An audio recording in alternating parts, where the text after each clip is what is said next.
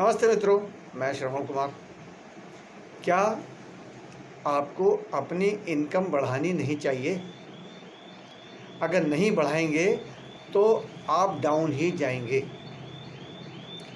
मैं कोई विशेषज्ञ तो नहीं हूँ, लेकिन अर्थशास्त्र का विद्यार्थी तो हूँ और बैंक में जॉब किया है, तो उसका भी अर्थशास्त्र से संबंध है, वाणिज्य से संबंध है, यानी कि पैसे से संबंध है। मोटे मोटे ऑब्जर्वेशन से संबंध हो सकता है, चाहे उसने बैंक में काम किया हो ना किया हो, चाहे वो वाणिज्य या कॉमर्स या वो इकोनॉमिक्स का विद्यार्थी हो या ना हो, क्योंकि कॉमन सेंस की बात है। मगर हम यह करते हैं, कॉस्ट ऑफ लिविंग इतनी तेज़ी से बढ़ती है कि एक अकेला आदमी उसको कमाकर एक सोर्स ऑफ इनकम से पार नहीं पा सकता। जिन लोगों का स्टैंडर्ड ऑफ लिविंग अच्छा है, उसमें से अक्सर वो लोग पाए जाते हैं जो पति पत्नी दोनों जने जॉब करते हैं या काम करते हैं। एक तो ये हो गया। दूसरी बात क्या है कि मैंने एक पुस्तक में पढ़ा, जो कि 2 बार के चेयरमैन रह चुके हैं यूएसए के चैम्बर ऑफ कॉमर्स के, मिस्टर जेवेन एंडर। उन्होंने सन मुझे एग्जैक्टली याद नहीं है, 55 से 60 के बीच में या 60-65 के बीच में, मतलब 5-10 साल का आगे पीछा है। वो कहते हैं अमेरिका में मध्यम वर्ग बिल्कुल समाप्त हो गया। बड़ा भयावह स्टेटमेंट है या सूचना है। क्यों? मध्यम वर्ग के समाप्त होने का मतलब क्या है?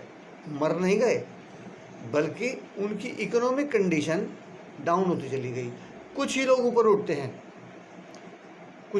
उठते हैं, बाकी जो यथास्थितिवादी हैं ना, वो डाउन ही जाते हैं। और कैसे जाते हैं डाउन?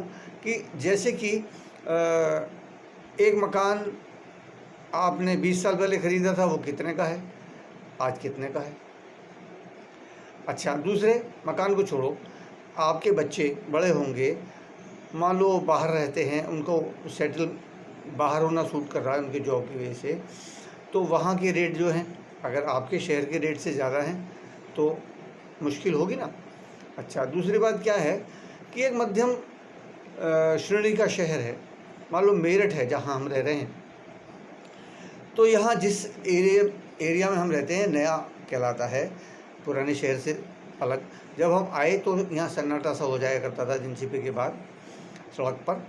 और दूसरी बात क्या कि यहाँ जो विकास हुए हैं, उस विकास के कारण से जो एक्वायर की जाती है ज़मीन, उसको जो मुआवजा मिलता है किसानों को, वो अपनी ज़मीनों के एवज में दूसरी जगह ज़मीन लेना चाहते हैं, थोड़ा इंटीरियर में जाके।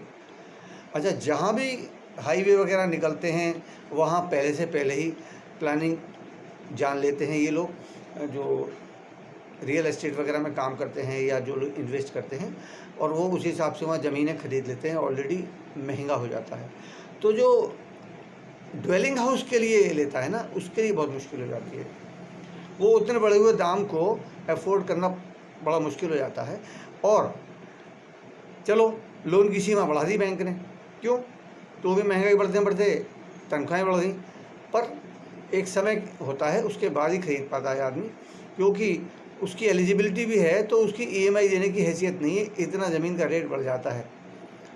तो या तो बिना मकान के रहें और उठाऊ डेरा चलता रहे, वो किसी को पसंद नहीं आता, क्योंकि खाली उठाऊ डेरा नहीं है, बल्कि मकान मालिक की भी कुछ, मतलब इतने बारीक में नहीं जा रहे हम, पर हैं ये बातें।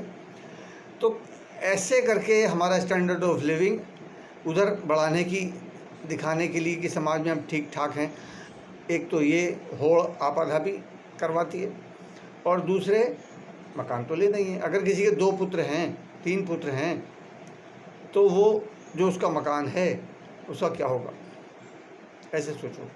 तो अगर आपके पास रनिंग इनकम इतनी नहीं है कि आप समय से कहीं लेके डाल दें प्लॉट, तो कल को मान लो 2 लड़के 1 लड़की है, तो लड़की की शादी के लिए आप अगर प्लॉट लेके डाल देंगे आज, तो कल को आपको इतनी दिक्कत नहीं आएगी, क्योंकि समाज में सादगी की बजाय दिखावा बढ़ता चला जा रहा है। अब आ रहा है वो प्री वेडिंग, इतना पैसा बर्बाद कर रहा है हिंदू समाज। जैसे एक कहावत थी, बुरी लगेगी आपको, पर मैं कह देता हूँ, नंगे कूदे उजाड़ में है कोई लगते ले। अरे कितने कर्जे कर लेते हैं लोग मकान, वो शादियों में, दिखावे में, आडंबर में, और नहीं करते कर्जे तो खुक्कल हो जाते हैं।